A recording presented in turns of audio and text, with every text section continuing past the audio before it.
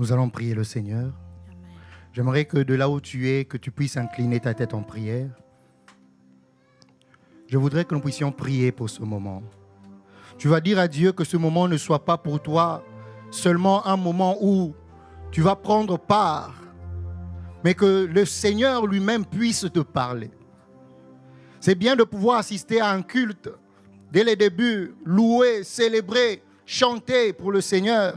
Mais il y a aussi un moment dans ce même culte où le Seigneur veut ton attention, où le Seigneur veut te parler. Alors tu vas dire, Seigneur, dispose mon cœur. Que je ne sorte pas de ces lieux tels que j'étais venu. J'ai besoin d'une parole. J'ai besoin que tu me parles. Dis à Dieu, j'ai tellement de défis dans ma vie, j'ai des choix à faire dans ma vie qui nécessitent ton orientation. Et j'ai besoin que, particulièrement aujourd'hui, en ce dimanche, alors que je me suis hâté de venir en ces lieux, Père, ne me laisse pas retourner sans une direction. Élève ta voix, commence à prier dans le nom de Jésus. Seigneur, je m'attends à toi. Prie le Seigneur, que Dieu te parle, que Dieu te communique sa pensée, que Dieu t'oriente, qu'il te dise quelque chose au sujet de ta vie.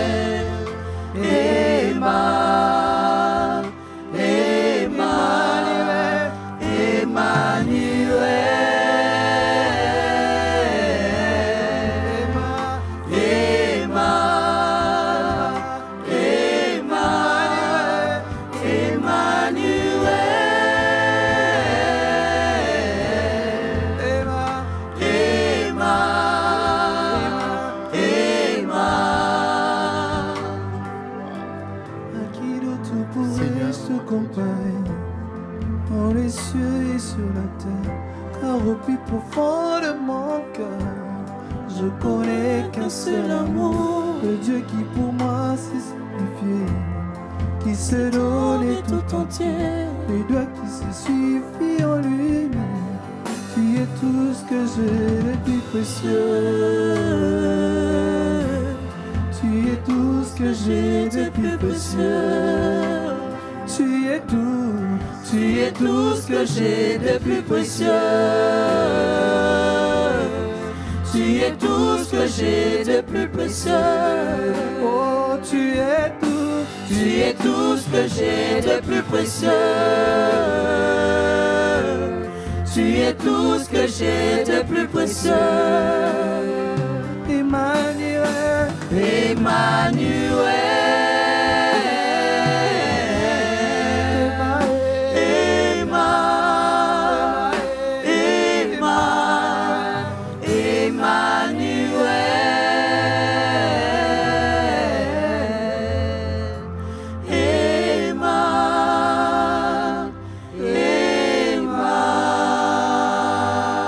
Adonai, notre Dieu, nous te disons merci pour ces instants que tu rends possibles. Merci pour ce moment éternel auquel tu nous accordes la grâce, Papa, de pouvoir participer. Nous recommandons tout ceci entre tes saintes bonnes mains. Daigne, ô Esprit de Dieu, toi qui mouvais sur la surface des eaux dès le commencement, laisse que tu puisses te mouvoir en cette salle. Laisse que tu puisses agir. Laisse que seul toi aies l'autorisation d'opérer au milieu de tes enfants. Éternel notre Dieu, lève-toi, je te prie, Dieu de cette estrade. Parle à ton peuple qui, au travers de sa prière, vient de manifester sa soif de t'écouter. Alors, Seigneur, parle afin que nous soyons guéris. Dans le nom puissant de Christ Jésus. Amen. Amen. Amen.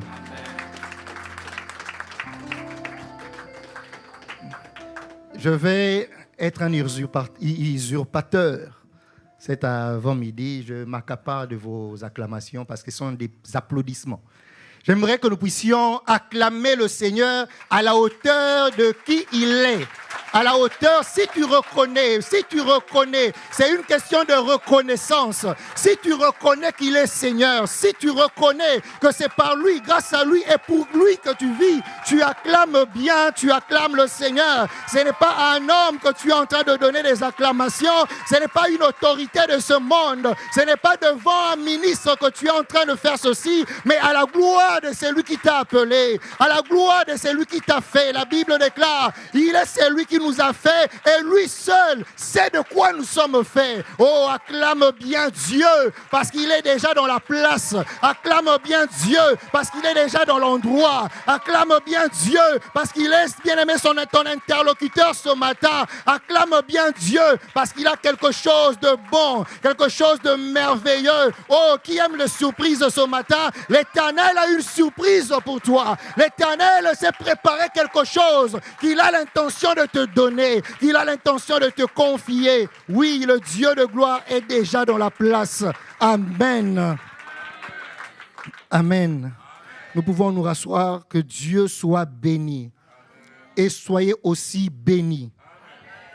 Ah, tu reçois ma bénédiction comme si c'est façon. Toi aussi, sois béni. Je rends gloire à Dieu qui, par sa grâce, me permet ce matin de pouvoir me tenir par devant vous. C'est question de grâce et j'aimerais reconnaître ça devant l'Assemblée. Ce n'est en rien par la volonté d'un homme, mais par la volonté de Dieu. Amen. Et j'aimerais aussi adresser ma reconnaissance ainsi que mes civilités au pasteur pour cette marque de confiance que vous montrez à l'endroit de ma petite personne. Vraiment, je suis touché par cela. Et c'est une charge ainsi que, en même temps, une responsabilité de pouvoir clôturer un mois où nous avons commencé sur une série de prédications et venir après le pasteur, c'est toujours quelque chose. Amen. Que le Seigneur vous bénisse, pasteur. Merci aussi au pasteur Nathalie pour tout ce que vous faites pour nous. Moi, je sais ce que vous faites pour nous. Et j'aimerais vous dire vraiment merci. Et mes remerciements vont aussi à l'endroit de mon épouse qui, hier, m'a suspendu de toute tâche. Il m'a dit, tu ne fais rien aujourd'hui, va t'occuper, va méditer là-bas, moi-même je vais m'occuper de tout. Que le Seigneur te bénisse. Alors ce matin, le Seigneur m'a confié la lourde tâche de pouvoir communiquer sa pensée à vous qui êtes son peuple. Parce que ce matin, le Seigneur veut que tous ensemble nous sortions de ces lieux avec une pensée. Et Dieu veut te communiquer cette pensée. Et comme vous le savez, depuis le premier dimanche de ce mois, Dieu a mis à cœur dans son serviteur de pouvoir initier un thème que nous avons abordé depuis 3 dimanches déjà, dans le message dont le thème est la parole de Dieu et son impact. Et ce matin, je voudrais aussi continuer selon la mesure de la grâce qui m'a été confiée. Alors, nous allons rapidement ouvrir nos Bibles dans le livre de 1 Thessaloniciens. Au chapitre 2, nous allons lire le verset 13. Et ce matin, je vais m'efforcer de rester là, parce que c'est là même que Dieu veut que nous puissions tirer une pensée.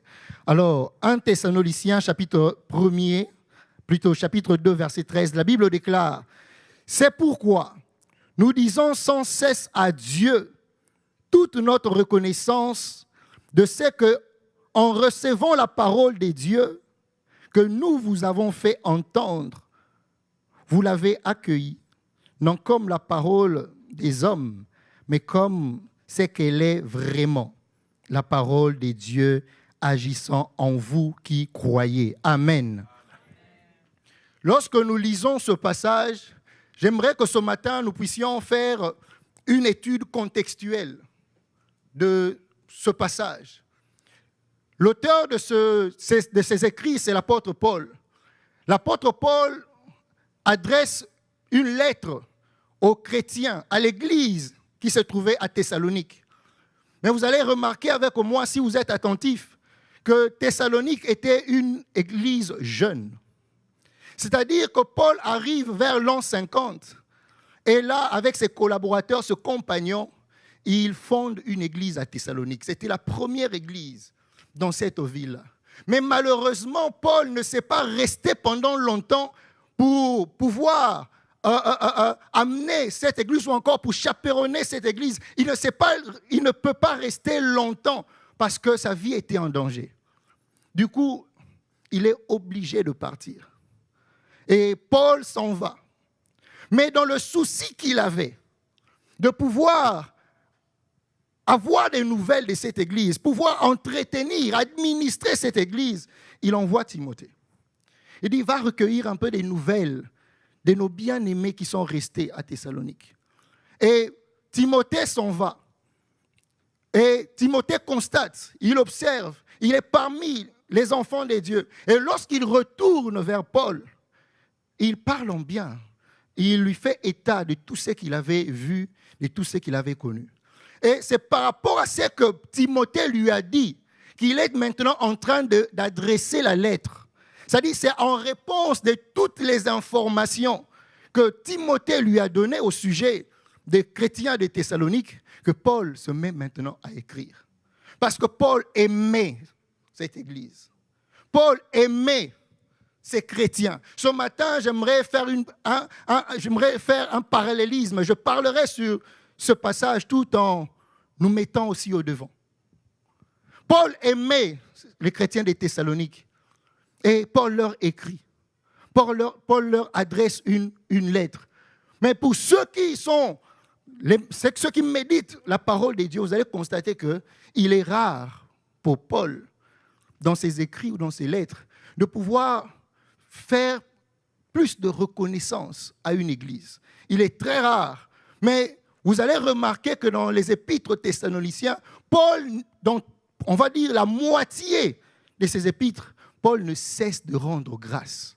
Il ne cesse de reconnaître la performance. Il ne cesse de reconnaître l'amour. Il ne cesse de reconnaître les œuvres de ces chrétiens. Il dit, nous rendons continuellement grâce à Dieu. Il parle tantôt de leur amour. Il parle de leur fermeté dans les choses de Dieu.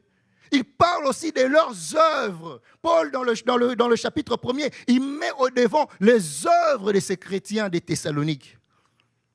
Paul est en train de rendre des actions de grâce à Dieu, non pas parce que les chrétiens de Thessalonique venaient d'acquérir une propriété.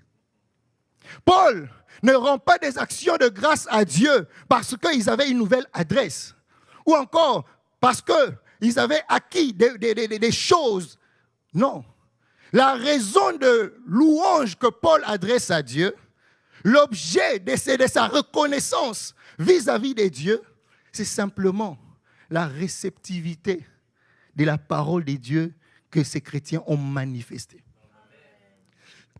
Nous rendons continuellement grâce à Dieu. Pas seulement moi, Paul, mais aussi mes compagnons. Pas seulement moi, Paul, mais aussi Sylvain. Pas seulement moi, Paul, mais aussi Timothée. Nous rendons continuellement grâce à Dieu de ce que vous avez reçu cette parole. Vous l'avez accueillie, vous l'avez acceptée. Les actions de grâce que Paul rend ne portent pas sur les biens matériels. Comme aujourd'hui nous pouvons le voir, nous sommes contents lorsque nous avons un bâtiment. Nous sommes contents lorsque, aux médias, vous savez quoi? Le pasteur a acheté des nouvelles consoles. Le pasteur a acheté un très grand, comment on appelle ça? Piano. Le pasteur, nous avons, le média vraiment s'est comblé. Vous savez quoi? Nous avons des matériels, des nouveaux baffles ont été achetés. D'ailleurs, le mixeur que vous voyez là, c'est un mixeur vraiment high top. Ce n'est pas à cause de ces choses que Paul rend grâce. Ce n'est pas à cause des choses matérielles, mais il rend grâce pour les personnes. Pour les personnes. Aujourd'hui, nous nous mettons dans une position de confort parce qu'on aura acquis telle ou telle chose. Aujourd'hui, nous sommes contents parce que nous avons 2 cultes. Et les gens peuvent dormir sur leur laurier. Ah ben écoutez, notre église a grandi. On a ouvert Haute-Saint-Charles. Nous sommes devenus grands. Et nous sommes la plus grande église ici à Québec. nous avons ça, nous avons ça. D'ailleurs, dans notre église, regarde, si tu viens, tu verras ça, ça, ça. Ce n'est pas à cause de ces choses. Ces choses sont passagères. Ces choses ne servent à rien du tout. Paul est en train de reconnaître que ces gens ont été celles qui ont reçu la parole de Dieu, leur réceptivité à la parole de Dieu, la manière dont ils se sont disposés pour accueillir la parole de Dieu, c'est ça l'objet de louange que Paul adresse à Dieu. Vous savez, aujourd'hui on peut être moderne. La modernité, c'est une bonne chose. On aimerait ça aussi qu'on vienne dans une église, il y a la climatisation, il y a une bonne sonorité, il y a des belles chaises, il y a un beau pavé, il y a des belles lumières. C'est bien. La modernité, ce n'est pas une mauvaise chose. Mais bien aimé, la modernité n'est pas toujours signe de progrès. La modernité n'est pas toujours signe de progrès et moins encore de salut. Nous nous retrouvons dans des grosses bâtisses. Nous nous retrouvons dans des belles églises. Et parfois, nous mettons tellement d'argent. Nous faisons des appels de fonds. Nous voulons vraiment bâtir des choses gigantesques. C'est bien. Je vois dans mon pays, il se trouve comme si les hommes de Dieu étaient en train de faire une course. Tel veut construire quelque chose de grand, quelque chose d'imposant. Tel veut construire une arena. Tel veut faire telle ou telle chose. C'est bien. C'est moderne. Mais cette arena, c'est pour abriter quel type de peuple? Quel type de peuple? Nous pouvons faire des choses, oui, nous voulons nous imposer, nous voulons avoir un gros bâtiment, mais pour abriter quel type de peuple? L'église de Thessalonique était petite, mais avec des personnes de qualité. Des personnes qui étaient capables, lorsqu'on leur a parlé de la parole de Dieu, ils ont reçu cette parole, ils ont accepté cette parole. Mais la question que je me pose ce matin, quelle est donc cette parole qui leur a été annoncée? Quelle est donc cette parole qu'ils ont entendue? Ils ont reçu quelque chose, mais c'était quoi? La Bible déclare qu'ils ont reçu la parole, l'évangile de Dieu. Ce même évangile qui met au centre Jésus-Christ comme étant le don de Dieu pour l'humanité.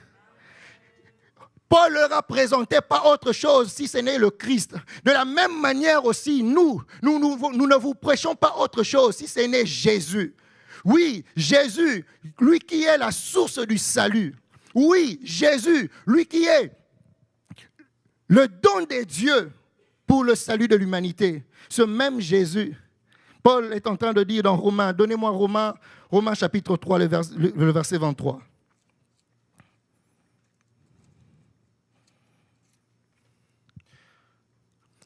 Car tous ont péché et sont privés de la gloire de Dieu. Verset 24. Et ils sont gratuitement justifiés par sa grâce, par le moyen de la rédemption qui est en Jésus-Christ. Verset suivant.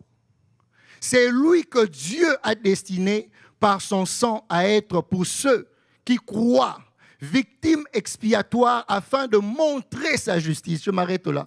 Oui, Paul a présenté Jésus comme étant celui qui est la victime. Oh, par son sang, nous recevons la rédemption, le pardon de nos péchés. Il est ce même Jésus dont le sort a été préfiguré sur la montagne lorsque Abraham a vu le bélier. C'est le même bélier de substitution qui est l'image de Christ. La Bible est en train de dire, dans Genèse chapitre 22, à partir du verset 13, la Bible déclare, cet homme un jour, Abraham, Dieu lui demande d'aller faire un sacrifice. Il monte à la montagne, il doit sacrifier son fils Isaac. Mais pendant qu'il voulait le faire, Dieu lui dit, ne le fais plus. Et la Bible me dit, Abraham leva les yeux et vit en arrière un bélier qui était attaché, retenu par ses cornes. Maman Nathalie, je suis tourmenté. Lui, Ségon est en train de me tourmenter. Je me suis posé la question, comment peut-on lever les yeux, mais voir en arrière? Comment? Parce que lorsque je lève mes yeux, je vois Papa Gustave. Mais comment peut-on lever les yeux, mais voir en arrière? C'est que Abraham avait vu, c'était les choses qui devaient arriver. Il vit quoi? Il vit un bélier qui était retenu par les cornes. Qu'est-ce que c'est donc les cornes? Les cornes sont les moyens de défense d'un animal. Oh, les cornes sont les moyens de défense du bélier. Mais il a été retenu comme pour dire quoi? Sa volonté a été brisée. Il ne pouvait pas se défendre. Oh, Abraham est allé chercher ce bélier. Et ce bélier s'est substitué à Isaac, qui est tout simplement l'image de ce que Christ devait faire. Oh, c'est nous qui méritions la mort, mais c'est ce Jésus-là qui a pris notre place. C'est ce Jésus-là qui est monté à la croix. C'est ce Jésus-là qui a offert sa vie. Ésaïe 53 dit, il ne s'est même pas défendu. Il a accepté. Il a été traîné par les personnes qui le tendaient. Il n'a pas crié. Il a accepté le sort qui lui a été destiné. C'est ce même Jésus que nous sommes en train de vous prêcher ce matin. C'est ce même Jésus que nous sommes en train de vous présenter. Bien-aimés, nous n'allons pas vous présenter autre chose si ce n'est Jésus. Nous n'allons pas vous présenter autre chose si ce n'est la parole de Dieu. La même parole que je vous adresse aujourd'hui, c'est la même parole que Paul a annoncée aux chrétiens des Thessaloniques. C'est la même parole que Paul a annoncée dans Galates. C'est la même parole que Paul a annoncée aux rois. Il a annoncé aux plus petits, mais aux plus vieux aussi. Il a annoncé aux nantis, aussi aux pauvres.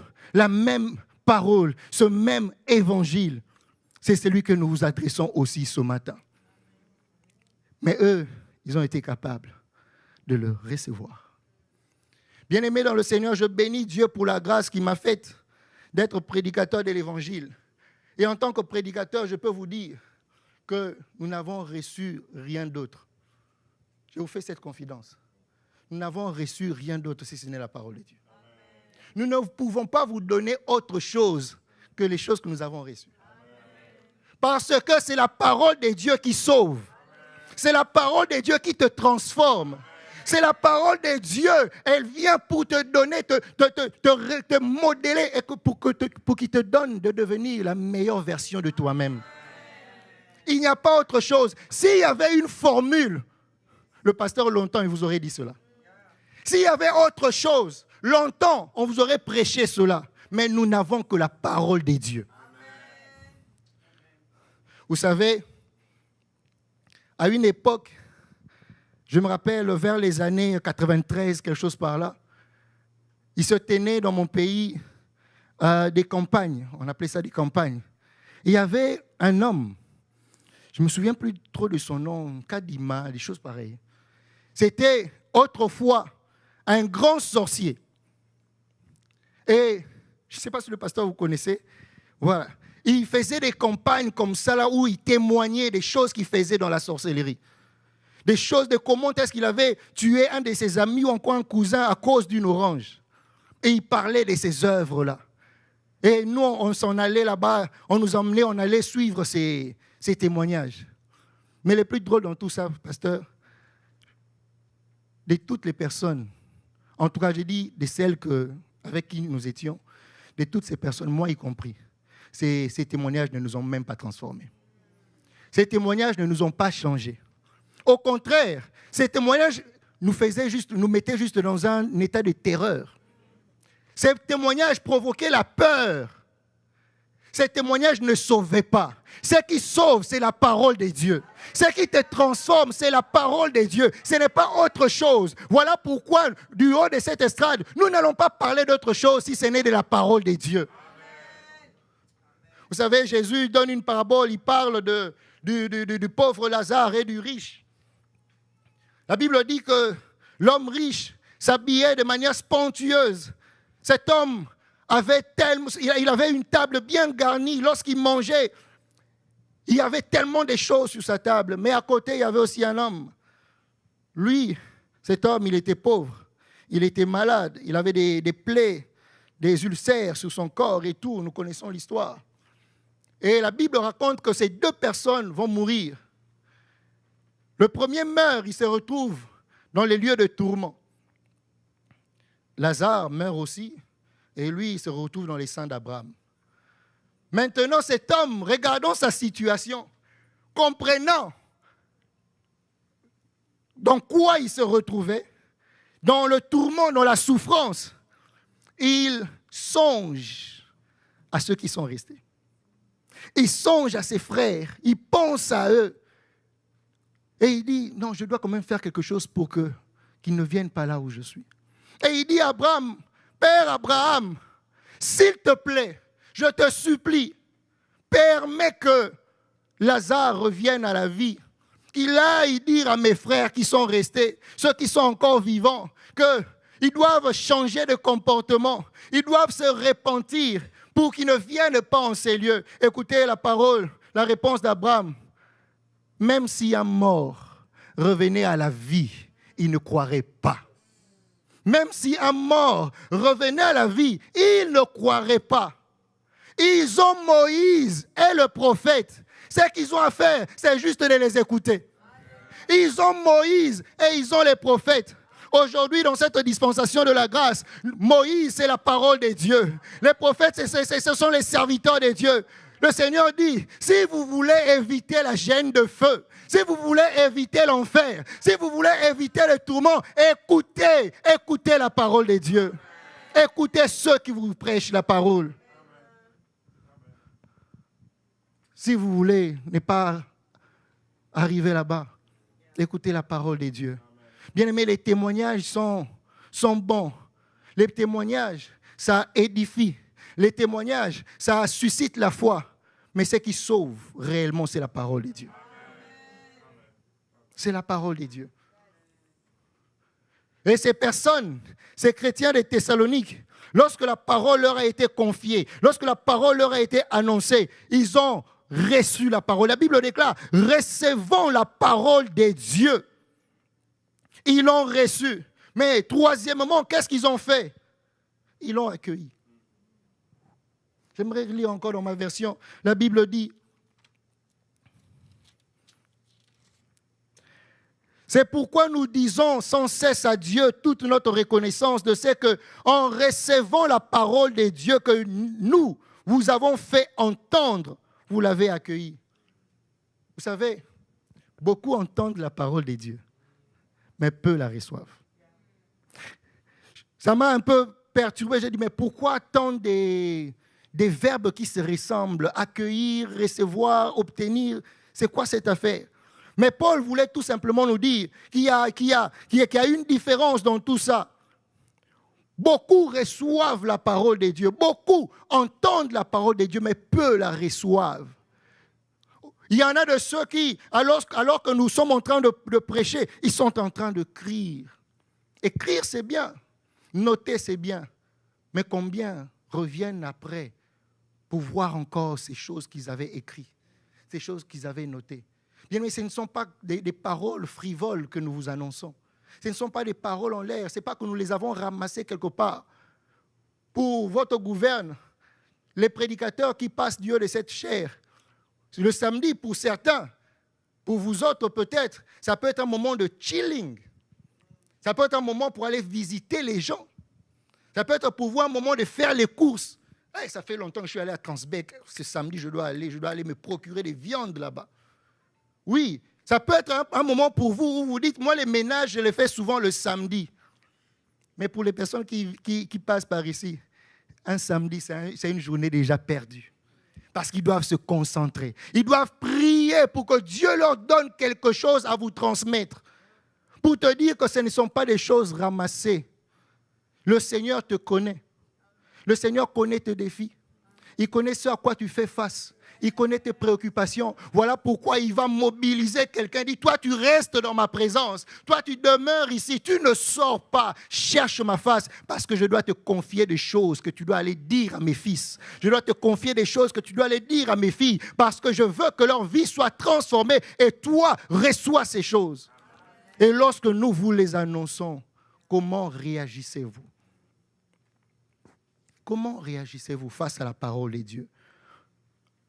Est-ce que vous la recevez? Est-ce que vous avez foi en cette parole? Vous savez, lorsque vous lisez dans 1 Samuel, chapitre 3, à partir du verset 2, la Bible dit que en cette époque-là, la parole de Dieu était rare. Et Élie, le prêtre, était devenu vieux. Et il s'était couché dans sa place habituelle. Et Samuel, le jeune, s'était couché près de l'arche de l'Alliance. Il y a quelque chose que j'aimerais vous montrer par ici. Et pendant la nuit, alors que la lampe de l'Éternel n'était pas encore éteinte, la Bible dit que ce jeune homme qui dormait, Samuel, entend Samuel, Samuel. Et il se réveille. Et la Bible dit qu'il se hâta, il courut vers Élie et lui dit, me voici, car tu m'as appelé. Élie lui dit, non, va te coucher, je ne t'ai pas appelé. Et ce jeune homme s'en va et il se couche. Et pour une deuxième fois, il entend encore qu'on est en train de l'appeler. Et il court vers Élie. Il dit, me voici, car tu m'as appelé. Il dit, non, mon cher ami, je ne t'ai pas appelé. Va te coucher. Et il s'en va se coucher. Pour la troisième fois, il entend encore qu'on était en train de l'appeler. Et il court vers Élie. Il dit, mais tu m'as appelé, me voici. Ce qui me touche dans ce texte lorsque je le lis, Samuel n'a jamais dit, me voici, car j'ai entendu comme si on m'appelait. Il n'a pas dit, j'ai cru entendre comme si tu m'appelais. Mais il a dit à Élie, me voici car tu m'as appelé. Il identifie Élie comme étant la personne qu'il a appelée. Pourquoi? C'est parce que pendant que Dieu l'appelait, lui, il entendait la voix d'Élie. Dieu l'appelait sous le son qu'il attendait, c'est le son de son maître. Pour te dire quoi? Dieu est en train de te parler, mais par ma voix. Dieu est en train de te parler par la voix du pasteur. Dieu est en train de te parler, mais c'est que tu entends, mais c'est Papa Patrick, mais lui aussi, mais c'est Dieu qui te parle. C'est Dieu qui te parle. Voilà pourquoi chaque dimanche que le pasteur peut être ici, prête attention. Ne fais pas cas seulement de la personne. Ne regarde pas son physique. Ne regarde pas, oh, écoute. Écoute ce que Dieu est en train de dire. Et Samuel dit, me voici. Car c'est toi qui m'as appelé. Pendant que Dieu voulait attirer Samuel en sa présence, Dieu passe par la voix d'Élie. Ce que tu entends, c'est la voix de Dieu. Ce que tu entends, c'est Dieu qui te parle. C'est la parole de Dieu qui t'est annoncée. Vous l'avez accueilli, vous l'avez reçu. Paul parle de ces chrétiens des Thessaloniques. Vous savez la différence entre les Thessaloniques et les Corinthiens. Parce qu'il y a un élément que j'ai omis, je vous le dis. La lettre que Paul écrit aux Thessaloniques, il le rédige pendant qu'il est à Corinthe. C'est depuis Corinthe que Paul est en train, alors que Timothée est revenu vers lui, lui faisant état de tout ce qu'il avait entendu, de ce qu'il avait vu, des bonnes choses qu'il avait vues des chrétiens des Thessaloniques. Alors Paul, là où il est, il rédige une lettre. Mais la différence entre l'église de Corinthe et l'église des Thessaloniques, c'est ce que pendant que Paul à Corinthe est obligé de leur parler, de leur enseigner sur le péché, de leur enseigner sur l'impudicité, de leur apprendre, de leur enseigner sur le péché, à Thessalonique, il leur parle sur l'avènement de Jésus.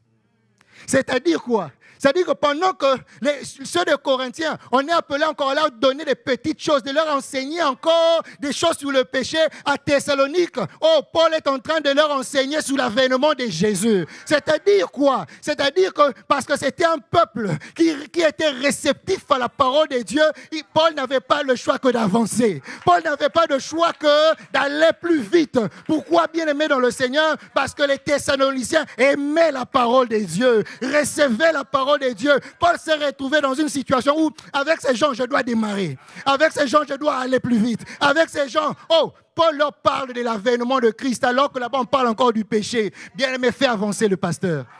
Fais avancer le pasteur.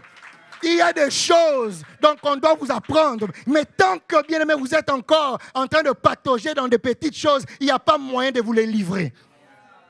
La Bible dit, vous autres qui deviez déjà devenir des maîtres, mais vous êtes rendus à manger encore, à manger encore des choses rudimentaires, des petites choses. Vous en êtes encore au lait, alors que vous étiez supposé manger de la nourriture des adultes. Bien, mais vous savez quoi? Lorsqu'on est enfant, à cause de ce manque de réceptivité, parce que tu n'aimes pas la parole de Dieu, on est obligé de te servir des petites choses, les choses des enfants. C'est-à-dire que ton manque de maturité dans les choses de Dieu te conditionne, toi, à manger les choses des enfants. Mais pas seulement toi. Ton manque de maturité te conditionne, toi, mais conditionne aussi celui qui te sert.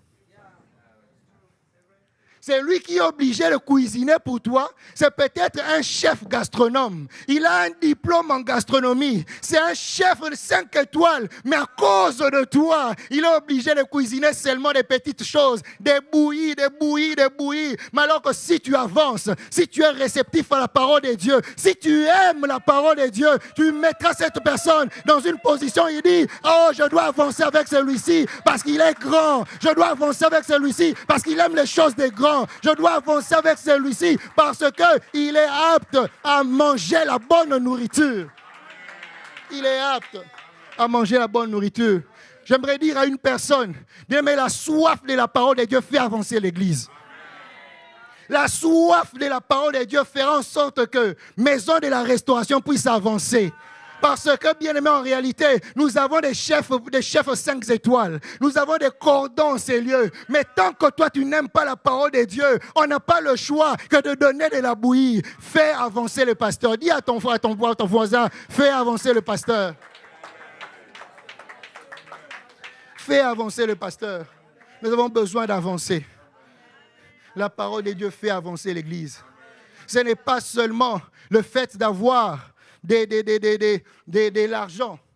Ce n'est pas seulement le fait. On peut être une église qui regorge de personnes importantes. On peut avoir des juristes ici. On peut avoir des diplômés. On peut avoir même des députés. On peut avoir de l'argent. Mais bien aimé, l'argent ne fait pas avancer l'église. C'est là maintenant que cette réalité confronte un peu Ecclésiaste 10, verset 19. Alors que Salomon est en train de dire, l'argent répond à tout. Mais bien en termes d'église, l'argent ne répond pas à tout. Quand il en vient de l'église, c'est vrai, on a besoin d'argent, mais on a plus besoin de votre maturité. C'est vrai, on a besoin d'argent, mais on a plus besoin que vous soyez réceptifs à la parole de Dieu. C'est vrai, l'église pour avancer a besoin d'argent, mais nous avons autant besoin que vous nous aidiez à avancer.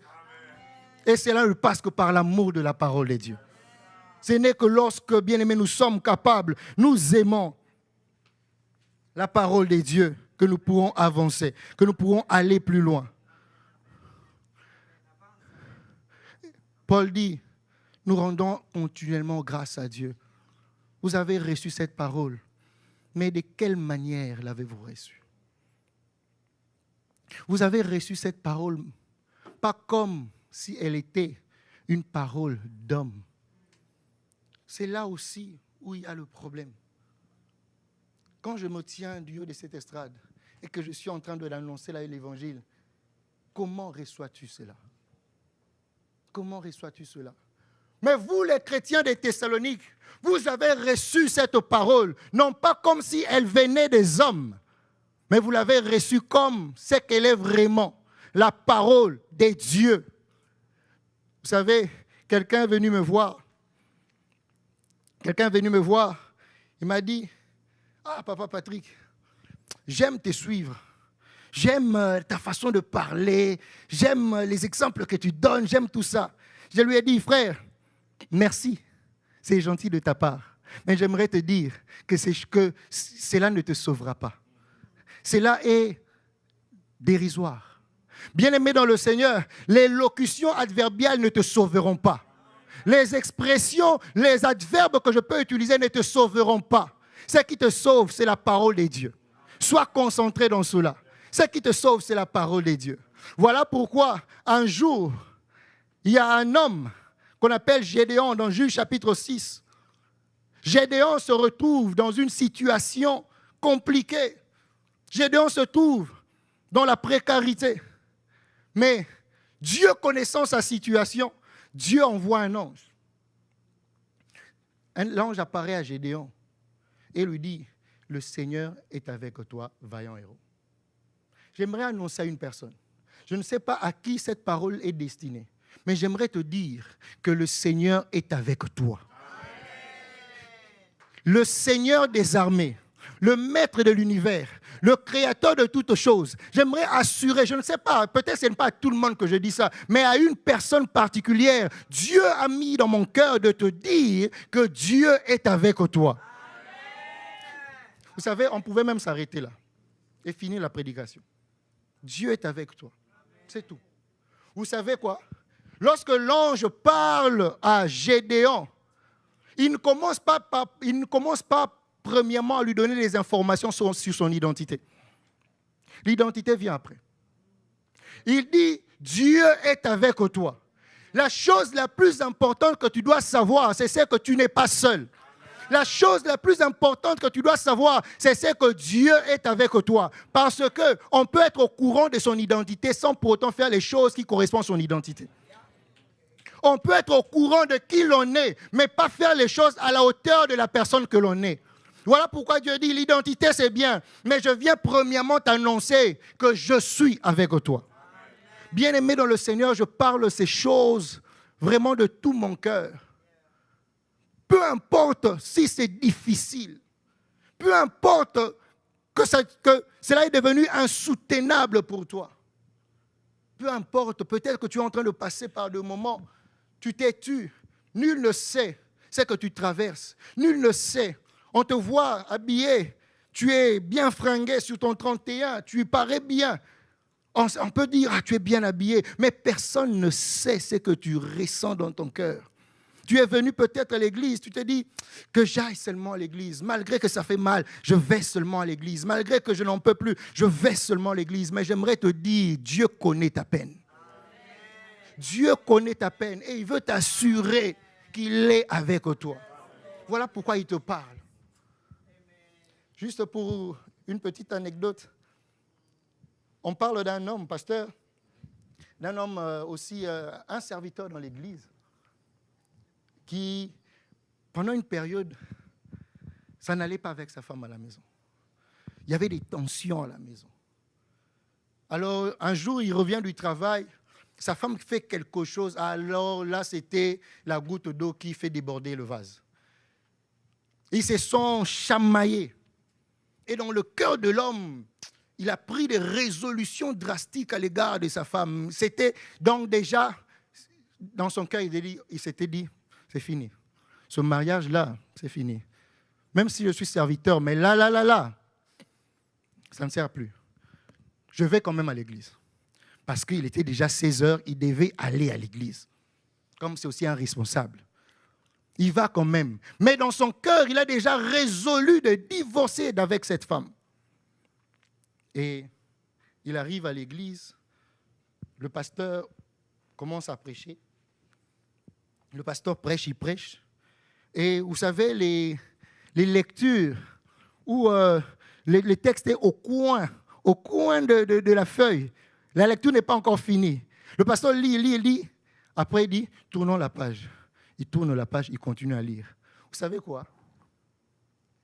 Il a entendu seulement, tournons la page. Vous savez, parfois on vient dans l'église. L'homme de Dieu peut parler de beaucoup de choses, mais le Seigneur va utiliser seulement quelque chose de petit pour te recalibrer, quelque chose de petit pour te changer, quelque chose de petit pour te donner la solution dont tu as besoin. Le pasteur n'a pas dit beaucoup de choses. D'ailleurs, il a prêché sur autre chose. Mais lui, il a entendu seulement, tournons la page. Et donc, son cœur a été ramolli. Toute la tension est baissée. Les résolutions qu'il avait prises à l'égard de sa femme, il les a revues à la baisse. Mais c'est quand même ma femme. C'est quand même ma femme. J'avais pris la résolution de divorcer. Mais lorsque je suis entré dans la maison de Dieu, une parole, pas la plus grande. Parce que Dieu te connaît. Il sait de quoi tu as besoin. Dieu, il répare même ta vie. La parole de Dieu répare ta vie. Il avait suffi seulement de tourner la page. Par moment, nous devons apprendre à tourner la page. Parfois, ça fait mal, mais tournons la page. Il m'a fait du mal, mais j'accepte seulement de tourner la page. Il m'a trahi, mais j'étais dans la maison de Dieu. Dieu m'a dit, tournons la page. C'est quelqu'un que j'ai aidé dans la vie. C'est moi qui ai fait des démarches pour qu'aujourd'hui, qu'ils reçoivent la citoyenneté. C'est grâce à moi aujourd'hui s'il est citoyen canadien. Mais regarde ce qu'il m'a fait. Tournons la page. Tournons simplement la page. C'est très important. Dans la maison de Dieu, il y a toujours une part pour nous. Il y a toujours une part de parole qui nous est destinée et qui nous concerne.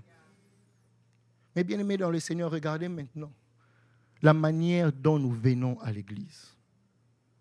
Là, le Saint-Esprit me met à cœur vraiment de pouvoir insister. Combien viennent à l'église comme ce dimanche, mais qui ont pris le temps à la veille de prier pour dire « Seigneur, je veux que tu me parles ». Nous venons à l'église par mouvement. Nous venons à l'église comme un courant. Qu'est-ce que tu fais? Oh, tu irais à l'église? Je vais rester seul à la maison. Pardon, attends, on va aller. On va aller ensemble. Quelles sont tes motivations lorsque tu viens dans la présence de Dieu? Il y a des gens qui un samedi peuvent passer, pasteur, 30 minutes devant la garde-robe en train de choisir le vêtement qu'il va mettre dimanche. Dit, ça, je n'ai jamais porté ça. Ah, ça, depuis que j'ai acheté, j'ai porté ça une fois seulement. En plus, c'était au mois de juin.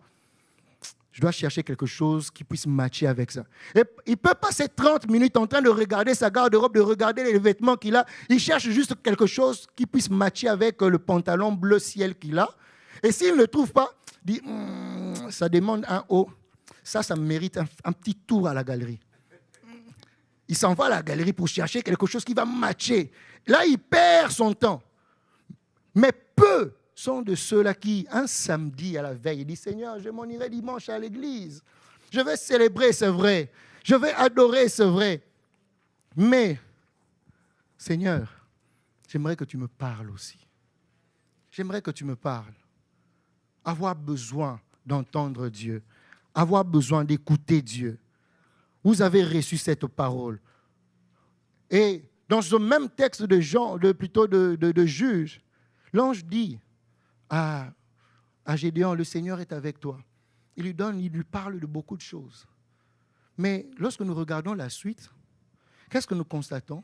Cette même personne qui a eu la confirmation que Dieu est avec lui, il se met à négocier avec Dieu. Pour dire, Seigneur, si c'est vraiment toi qui veux délivrer ton peuple de ma main, écoute, j'aimerais que tu puisses me révéler que c'est vraiment toi. Je veux mettre cette laine de mouton par terre. Si demain il pleut et que la pluie ne se retrouve que sur la laine et pas sur le sec, alors je connaîtrai que c'est toi. Et bien aimé dans le Seigneur, beaucoup de gens sont à la recherche de la révélation, mais méprisent la parole parlée. Beaucoup cherchent le réma, alors que le logos est en leur disposition. Le logos, c'est la parole parlée. Dieu t'a déjà dit des choses. Dieu t'a déjà confié des choses. Mais tu cours derrière une révélation. Bien aimé, peut-être que ton problème ne nécessite pas une révélation. Ça nécessite l'application de ce que Dieu a déjà dit. Tu n'as pas besoin de révélation. Dieu te dit pour ton cas, pardonne seulement, point barre. Pardonne seulement. Il n'y a pas de révélation là-dedans. Pardonne seulement. Et tu verras ce que Dieu fera avec toi. Ça, ce n'est pas une révélation. Elle est déjà à ta disposition. Cette parole. Nous voulons, tel prophète viendra. Seigneur, je prie pour qu'il ait une parole pour moi. C'est bien, ce n'est pas mauvais. Mais applique ce que Dieu a déjà dit. Dieu a dit qu'il est avec toi. Dieu a dit qu'il te fera triompher. Dieu a dit que tu vaincras tes ennemis. Tu n'as pas besoin d'une autre révélation. Parce que Dieu a déjà parlé. Dieu t'a déjà parlé.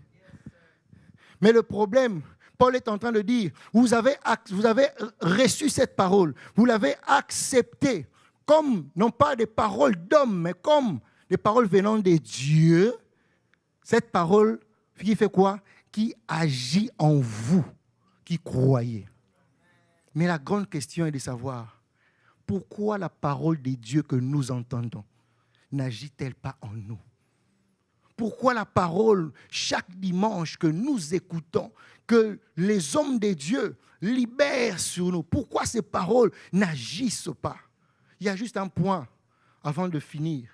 C'est parce que parfois, lorsque nous entendons la parole de Dieu, nous sommes tellement cartésiens. Nous philosophons autour de la parole de Dieu.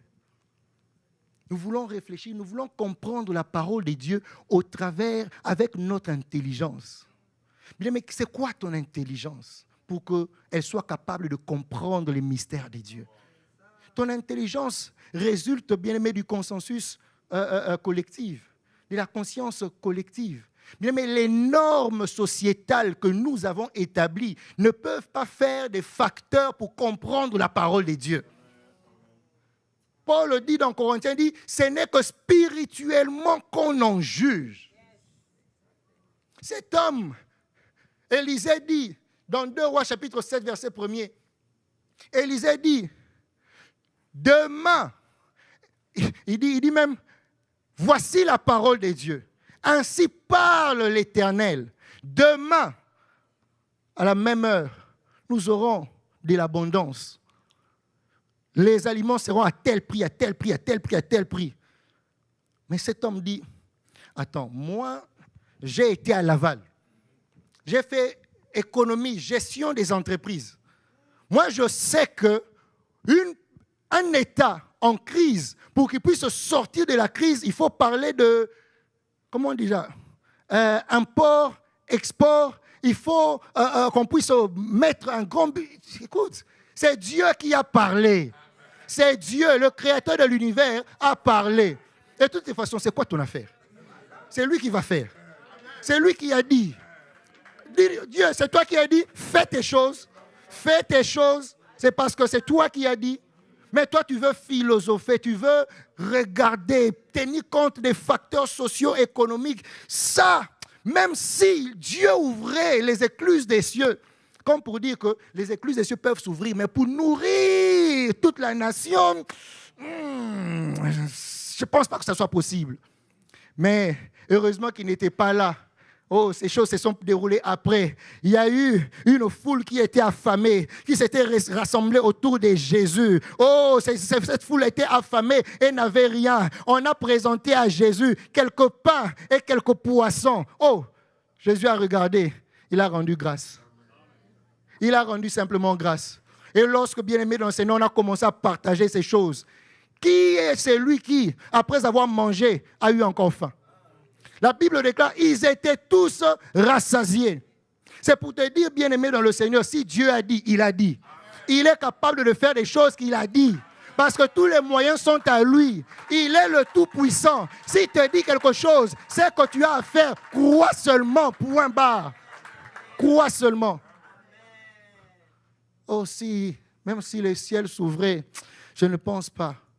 Bien-aimé, c'est toi qui ne penses pas, Dieu pense. Dieu pense qu'il est capable de le faire. Et pour une personne, j'aimerais dire, il le fera. Parce que c'est une parole certaine. Dieu ne ment pas. Dieu ne ment pas. Accroche-toi, bien-aimé, à cette parole. Je ne viens pas t'apporter une autre parole. Je ne viens pas te dire des choses que je ne maîtrise pas. Je t'apporte les choses que j'ai reçues. Des choses que Dieu m'a données pour toi. Tout ce que toi tu as à faire, crois seulement et dis Amen. Et dis Dieu, j'ai entendu ce qu'on m'a dit. On m'a dit que tu es avec moi, alors je crois. Que ma vie ne finira pas ainsi. Que Dieu vous bénisse et qu'il bénisse sa parole.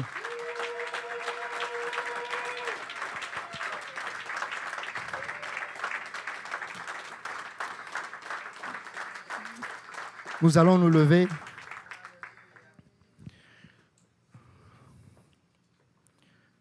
De là où tu es, j'aimerais que tu rendes grâce. J'aimerais que tu dises merci à Dieu. J'aimerais que... Commence à dire merci à Dieu. Prions dans le nom de Jésus. Adonai, notre Dieu, nous te rendons grâce. Nous te disons merci pour cette parole. Merci, Père, toi qui, ô Dieu, as envoyé ta parole. La Bible déclare que dans leur détresse, ils crièrent à l'Éternel. Yahweh, tu n'as pas envoyé autre chose.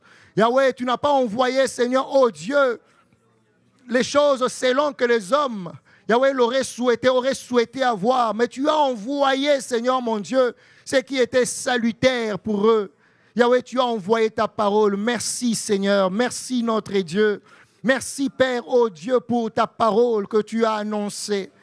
Pour ta parole éternelle que tu nous as fait entendre encore aujourd'hui. Sois béni, sois élevé, sois glorifié Père éternel. J'aimerais t'inviter à prier avec moi. Alors que tu as entendu cette parole, alors que Dieu t'a parlé ce matin, tu vas dire, Seigneur, dispose mon cœur. J'aimerais être réceptif à ta parole. Seigneur, longtemps, j'ai entendu ta parole qui m'a été adressée, annoncée, mais je n'y ai pas cru. J'ai considéré cela comme si c'était venant des hommes. Seigneur, à cause de telle ou telle situation, ma foi a été atteinte. Là où je ne suis plus capable de croire. J'ai tellement été affecté par les hommes. J'ai tellement été affecté par les situations de ce monde. Seigneur, ma foi a régressé. Seigneur, guéris-moi. Guéris ma foi. Redonne-moi encore la force et la capacité de croire en ta parole. Car je ne serai pas impacté par autre chose si ce n'est par la parole de vie. Élève ta voix, commence à prier dans le nom de Jésus.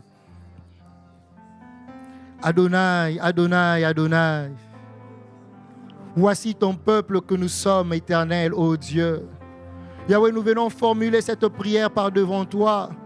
De la même manière que les apôtres à un moment donné, Yahweh, on dit, augmente notre foi. Yahweh, c'est avec conscience éternelle que nous venons faire cette prière parce que, Yahweh, nous nous rendons compte que nous ne sommes plus, Seigneur, de ceux qui croient à ta parole. Nous nous rendons compte que, Père, nos cœurs sont devenus imperméables. Nous nous rendons compte que, Père éternel, oh Dieu, c'est du revers de la main que nous balayons ta parole alors que celle-ci vient pour notre salut. Yahweh, Papa, donne-nous d'avoir de cœur perméable à ta parole. Yahweh, accorde-nous, Seigneur, selon que tu dis dans Joël, que j'ôterai en vous de cœur de pierre et je mettrai en vous de cœur de chair afin que vous fassiez ma volonté. Accorde-nous, Seigneur, ô Dieu, d'être capables comme les disciples, comme les chrétiens de Thessalonique, Yahweh, à l'écoute de la parole de Dieu, ne la reçoivent pas comme venant des hommes, mais comme ce qu'elle est vraiment, ta parole, ô Éternel. Aide-nous ce matin. Aide-nous, Dieu puissant. Accorde-nous, Seigneur, la foi. Accorde-nous, Seigneur, de croire.